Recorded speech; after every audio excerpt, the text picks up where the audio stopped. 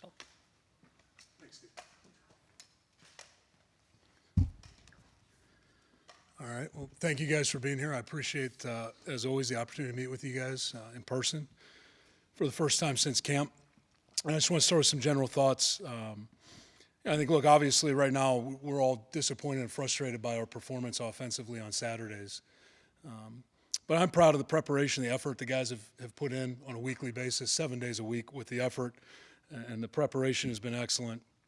But the reality is right now the production certainly hasn't been what we expected, and it's not meeting our level of expectations, most importantly. Felt like we had seen consistent improvement going into the Illinois week. But unfortunately, I think we took a step back that night over in Champaign. And, the positive is we got an opportunity to come back to work this week. Guys have come in with an eye on the future, the eyes on the horizon, and really a renewed focus on improving. I think for us right now, very important that we're worried about improving and executing at all 11 spots. We all have ownership in this right now. Making the makeable is doing our job, just the simple basics. And then, I think we all understand and need to understand that we need to take advantage of the opportunities that are in front of us. We've got 6 football games remaining in the season. And the reality is we all need to do better. And the good news is we're committed to doing that moving forward here. So I'd like to open up to questions. And who wants to start? Brian, I'll start. Scott? I could recite, the stats and the rankings, but you probably already know them, and it doesn't really matter anyway. Is there a clear source of where the offensive issues start? Is it positional? Is it schematic? Is it you? Is it the play calling? Is it your father? I mean, is there one area that you think you're looking at saying this is where the root of all these issues? I think unfortunately we don't have a root cause. I think we have to look at everything. Right, and the reality is, as I just said, we all have ownership in it. But as simple as it sounds, the basics are the basics, right? And if you just think about offensive football, our job is to possess, advance, and score the football. And you have to start by possessing the football. So you look at turnovers to start, and certainly in the first 2 weeks, those were huge problems in the game. Right, we turned the ball over 4 times in 2 games. Every single one of those turnovers either took points off the board for us or put points on the board for our opponents. Felt like we had addressed that, and I've seen marked improvement in that regard. The next thing you look at offensively is first down production, right? Are you staying on schedule? Are you staying ahead of the chains in those manageable situations? Are you being efficient on first down? And right now, the reality is not consistently, which then leads to critical downs. Okay, so now you're going to need to stay on the field on 3rd down or 4th down, not doing that as well as we need to do and as consistently as we can. And then on top of it, right, that's going to limit your ability to move the ball down the field. Are you creating those red area possessions? And when you are you scoring touchdowns? Are you scoring points? That hasn't been consistent enough. And if you're not doing any of those things, then you better be banking on explosive plays. And at times that's gotten us out of trouble. We've hit some big plays that have gotten us out of bad situations, but that's not the kind of world you want to be living in on a consistent basis. So, I look at all 11 spots. I look at the coaching. I look at the scheme. I look at everything, and I say we got to do better in all regards. How do we put our players in better positions to be successful in those opportunities, right? How do we execute better when we have those opportunities, and how we make the makeable plays at the end of the day? You had 9 months to try to improve this offense after not so good numbers last year. Why do you think it's instead regressed for all the ways that you've just pointed out? Sure. Well, the hard part is, like I just told Scott, right, it's very difficult to just pinpoint one issue because when we've been good in certain places, we haven't executed in other places. And the reality of offensive football is it takes 11 guys. It takes 11 guys, and then it's more than that if you include the play caller, right? So we all have a hand in it. The clear explanation or clear issue, clear root, wish I could give you one. The reality is we've got a lot of issues that we're working to address right now, and it starts up front, okay, continues outside. Really, the tight end position, feel like the production's been pretty good there. It's hard to point the finger at those guys. But there's plenty of examples, right, where we can block better, we can run routes better, we can catch the ball better, okay, we can run the football better at the running back position, or we can throw the ball better at the quarterback position. So it's a culmination of all 11 things. that lead to some of those issues, and that's what we're working hard to address. For you guys, it's always started up front. What do you see from your offensive line not getting the push that they normally would, and the issues with pass protection? Sure. Well, pardon me. I think the other night is a good example, right? So there's different kinds of games you can be in. We knew what kind of game it was going to be on Saturday night. Part of the reason I have a lot of respect for what they do there, they're going to play in an 8-man front, okay, regardless of what they're doing behind it. And what they're doing is they're going to line up and say, hey, listen, we're going to play one-on-one at every single spot across the board here. And if somebody wins, for us, we're going to be in good shape. If somebody loses, it's not going to be so good. So you look at the game a year ago, felt like we were able to run the ball pretty effectively against Illinois last year in Kinnick. We were winning some of those one-on-one battles. The other night, we knew that there were going to be man blocks, and at the end of the day, we just weren't able to win consistently enough to get anything going, right? So you think about push, and that's true to some extent, but at the end of the day, if you're not going to be able to win the one-on-one battles, it's going to be a problem. Same thing in pass protection the other night. The same issues that the front creates in the run game, it creates in pass protection, where you know it's going to be 5-on-5 for the majority of the night.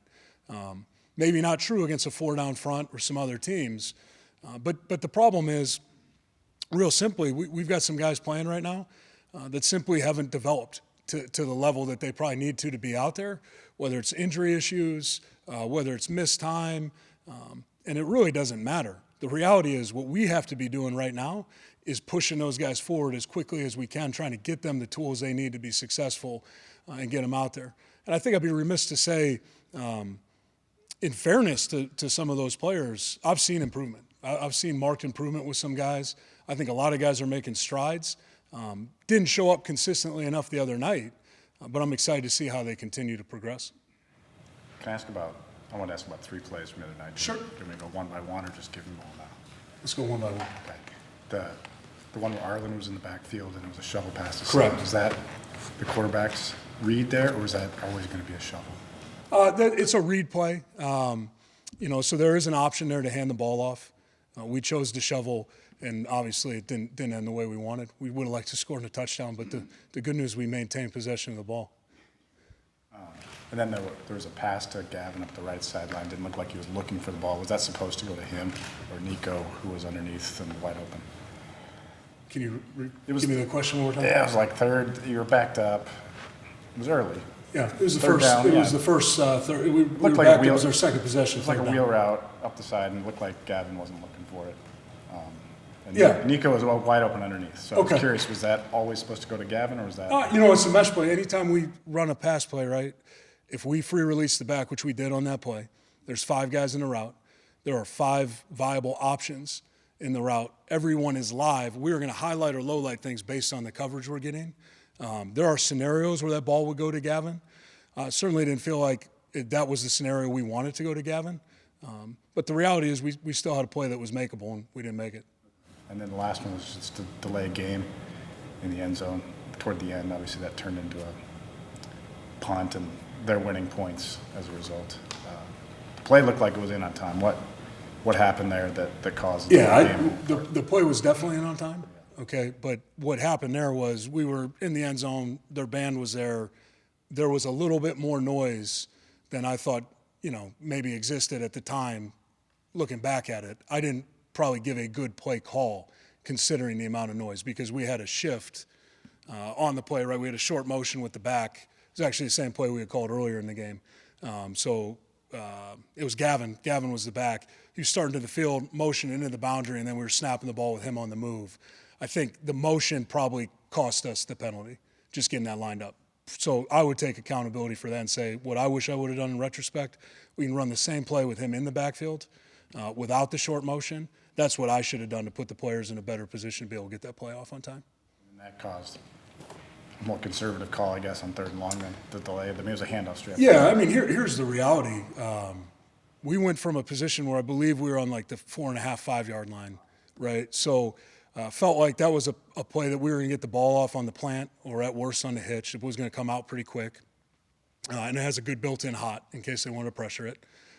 From the 2, just really was very concerned that something bad could happen that would lose us the football game right there. So it definitely changes your mentality. There's no question. How do you evaluate yourself as a play caller? Yeah, how do I evaluate myself as a play caller? It's pretty simple. Are we doing the three things that I mentioned at the beginning? Are we possessing, right, advancing, and scoring the football? I don't think we're doing any of those things very consistently right now. So how I would evaluate myself is I need to improve. I need to work on ways to get better. How do I help the guys do those things? How do I put us in positions to be successful and to advance the football, right, without taking unnecessary risk? And then certainly when we get down the low red area, we need to score. We need to score touchdowns. We're looking to score touchdowns. Certainly field goals are preferable to the alternative, but touchdowns are the goal. So my evaluation, I need to do better. How do I find ways to make us more successful and improve as we move into the next 6 games? When you evaluate quarterback Spencer Petras, nobody else has taken a snap. You've talked, and Kirk has talked about a lot of confidence in Alex Padilla, yet when the offense continues to struggle week after week after week, why not make the change just to make a change, just to change something up? Yeah. I don't disagree with the philosophy of changing for change's sake. I think it has been effective for people. I think it exists in the world. It's like any philosophy. You can point to times as successful. You can point to times as not successful. Just like sticking with somebody, right? That's going to cut both ways at some point as well. It's not a philosophy that we adhere to. Since I've been a part of this program, so I have 16 years in this program as a player or a coach. Our philosophy is we begin the season, we're in it together at that point. We can get to the end of the season and we can worry about making changes for change's sake or anything like that, and we've done that from time to time. I think back to 2014, the 2014 season, got to the end of that season and certainly made a change. But right now, the best way I can describe the quarterback position is this. It's like any position on our football team. We're evaluating everybody all the time on everything. And the quarterback position is very simple. Who can do the job the absolute best? What are we looking at? Well, we're looking at metrics, okay? Not just games, practice. You're talking about decisions, reads, timing, location, all those things. And the good news with the quarterback position is very tangible, right? There's not a lot of gray area when you're grading those factors. So the reality is we do like Alex. We would feel comfortable with Alex in the game. We feel like he's a good player. But the reason that Spencer's our quarterback is we feel like he gives us the best chance to win. Earlier in the season, you said right after South Dakota State that you thought Spencer had adequate time to throw and the execution wasn't there. Do you still believe that's been the case through now 6 weeks, or is it a different story now? Like which game specifically, though?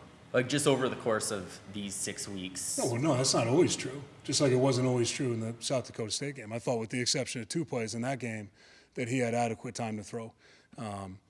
I think we could point to plays in any of the other 5 games where maybe he didn't have the time. But that's the reality of playing the position. You're going to have some of those instances. Now, you look at the other night, I would say there's probably 4 examples where he's just certainly is not going to have time to get the ball off. Unfortunately, one of them was on our last non-desperation type play. We've got an in-cut breaking open at about the 40. Is he going to get in field goal range? He's going to be pretty darn close. But unfortunately, that's one of those plays where you don't even get a chance. You couldn't have thrown that on the plant if you wanted to, and that's a hitch and throw. So, there's opportunities in the game to overcome some things with timing.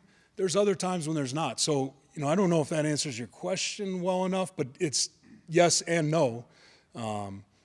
You look at other times, I think one of the hardest things to evaluate as a quarterback, what is the effect of what each play is having on you as the game goes on, right? So there's a cumulative effect that comes from being under duress or being hit.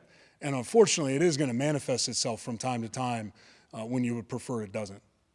Brian, with this being the bye week, what specifically is going to happen in terms of taking that first step to trying to get back on track to meet your expectations with the offense? What are the first That's a good question, right? Well, I know this. You can't do anything without taking a step, right? And it doesn't matter how small it is. I look at this and I say, okay, what can we do better right now? What can we fix right now? Right? Well, I can tell you this. We need to do a better job of eliminating negative plays.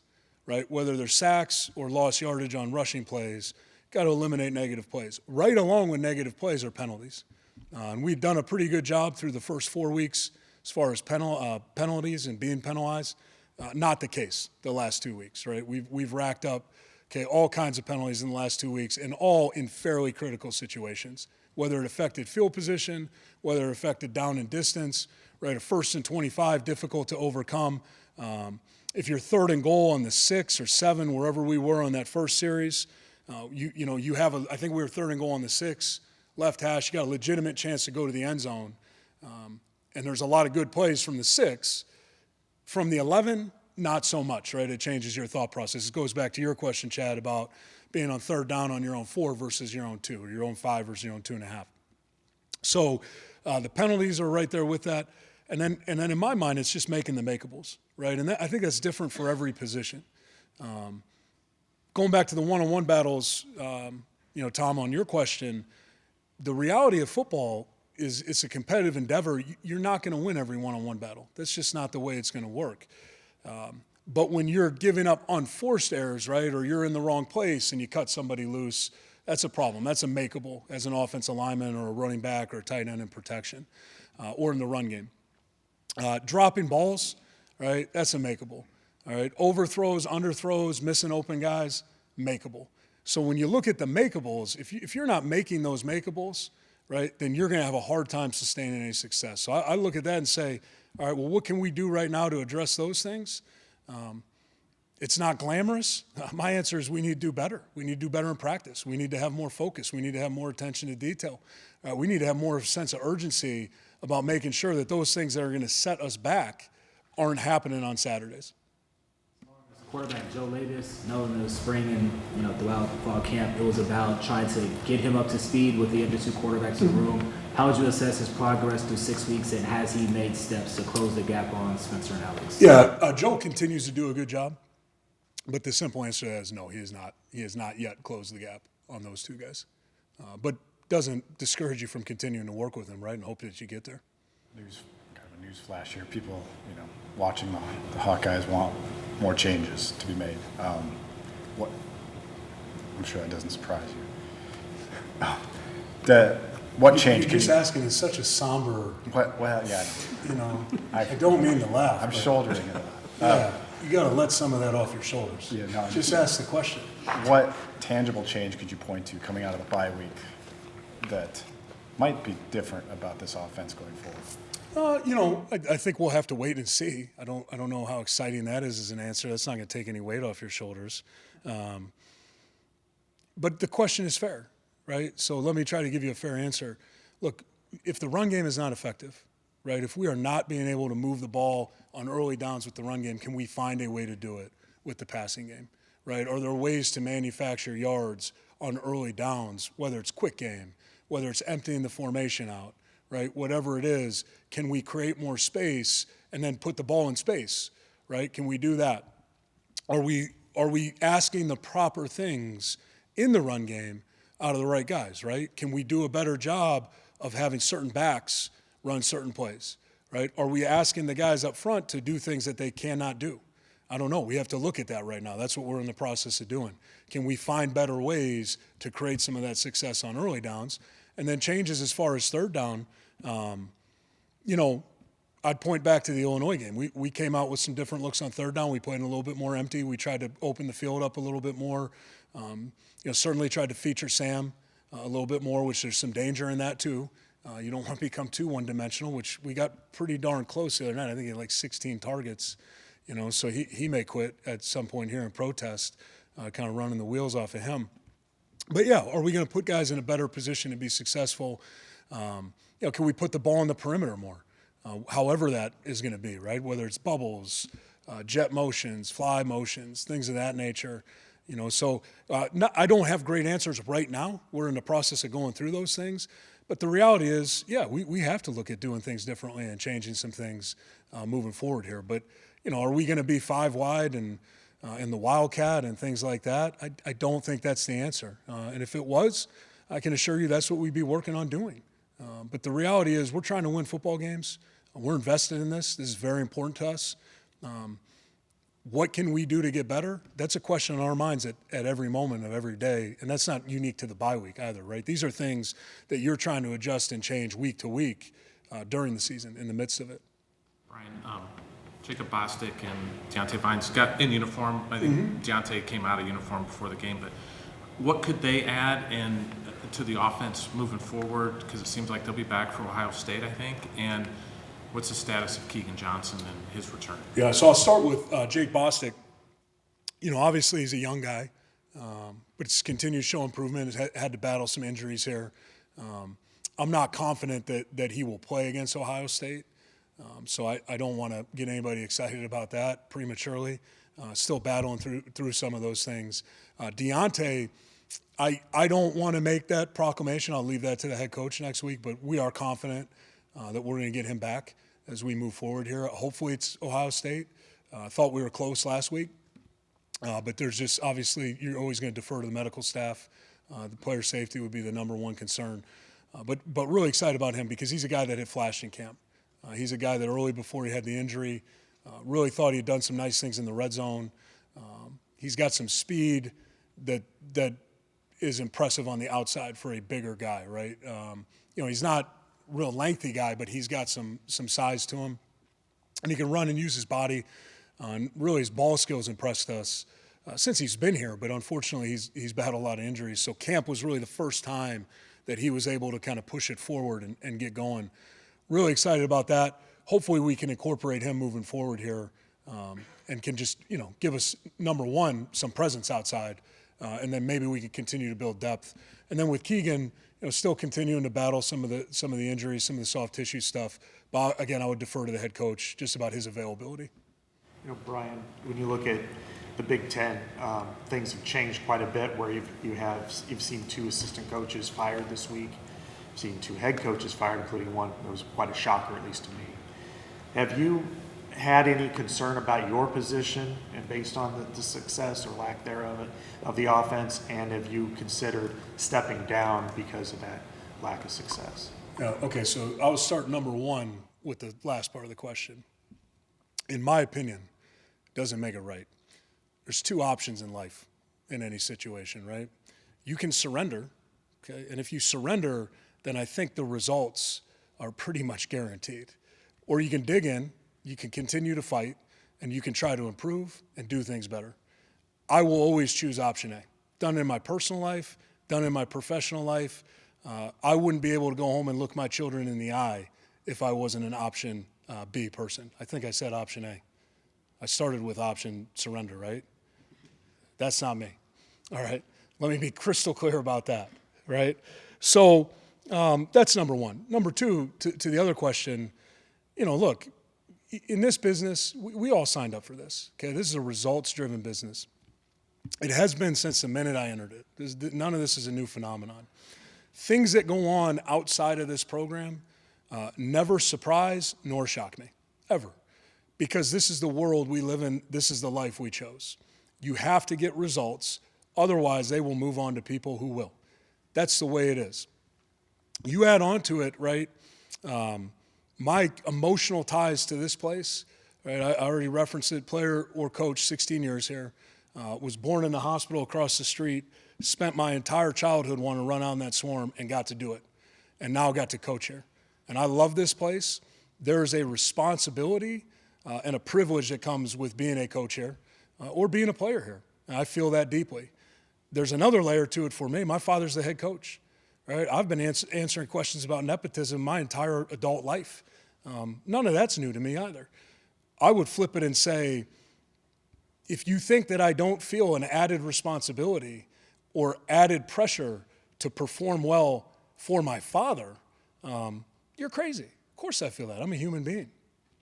But at the end of the day, what you can't let happen is worrying about anything that's not going to help you do your job. And I learned that very early in my career. Keep your eyes on the road. Keep your eyes where they need to be. Keep your feet, okay, where you are, and worry about doing your job as well as you possibly can, regardless of circumstance, regardless of what's going on around you. Keep your focus there. Pour your effort into that, and whatever happens, happens. Do the best you can where you're at with what you got, okay, and you won't have any regrets. That's what I was taught at an early age. I continue to live by that. So I don't worry about what's going on other places. And quite frankly, I don't worry about what's going on for my job status or anything like that.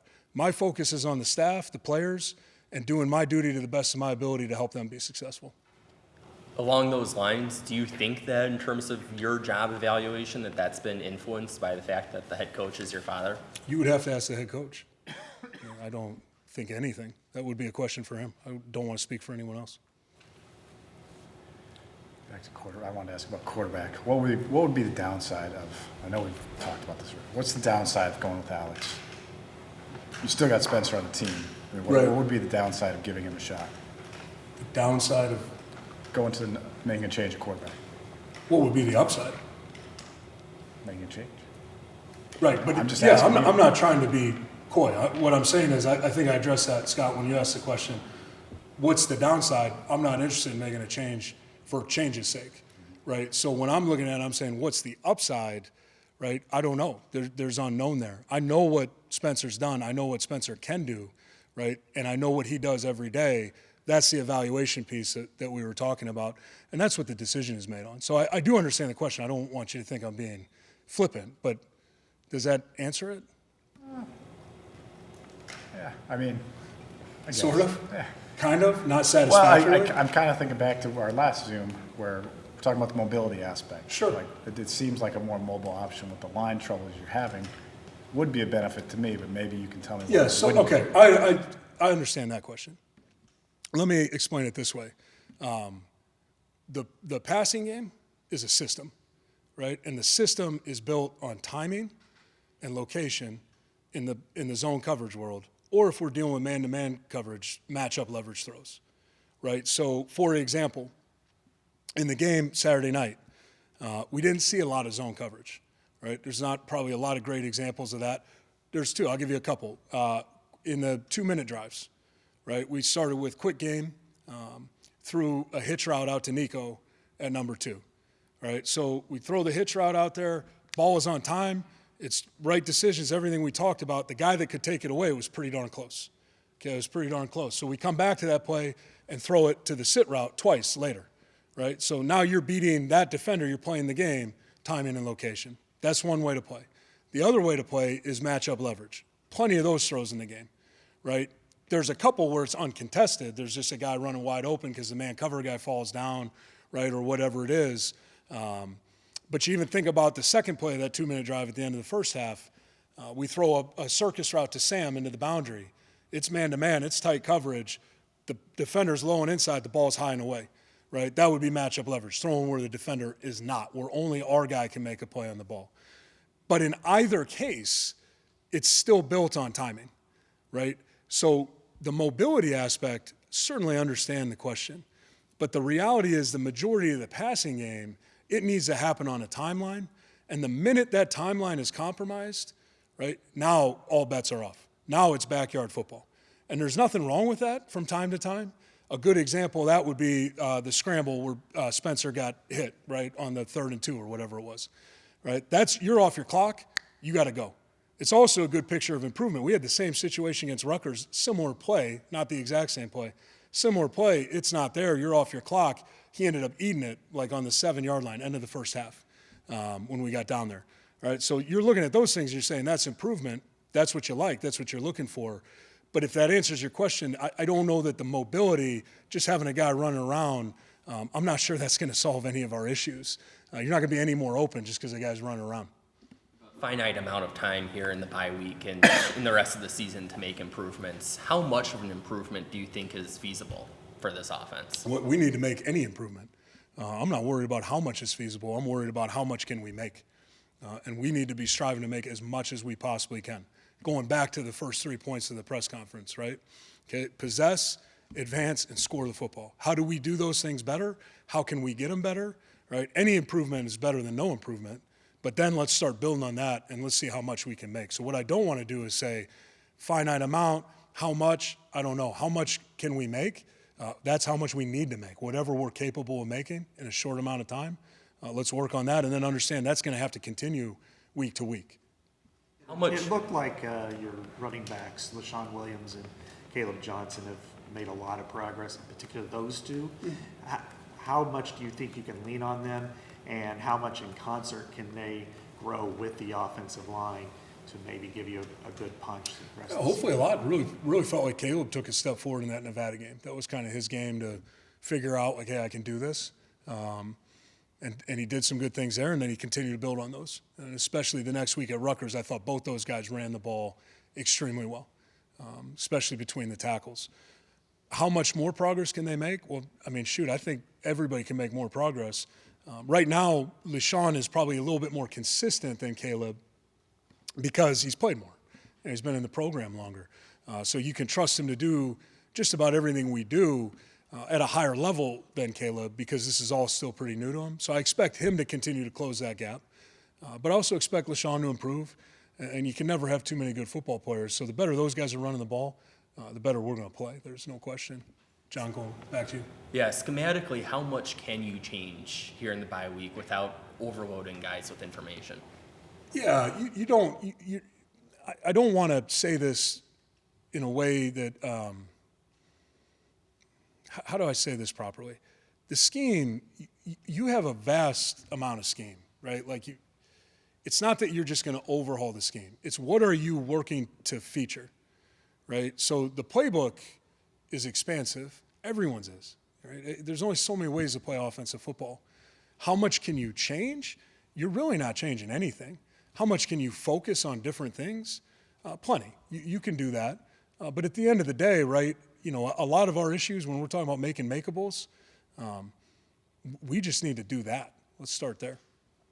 So you mean by that more of execution is the problem more so than schematically? I think we what need you're to trying execute it a lot better, yes. Did that answer that question? Yeah. Okay. Thanks, Brian. Appreciate it. Thanks. Thanks, Brian. Thank you, guys.